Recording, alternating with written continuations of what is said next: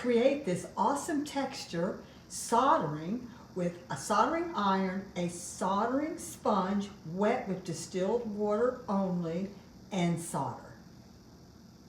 Here I've already applied a generous amount of solder to my sample piece, and now I'm applying plenty of flux.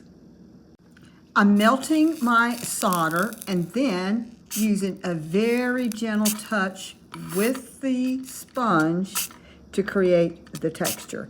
If I press down too hard, it will not have the texture that you're seeing right now. So that's really important. That's me trial and error on my end here.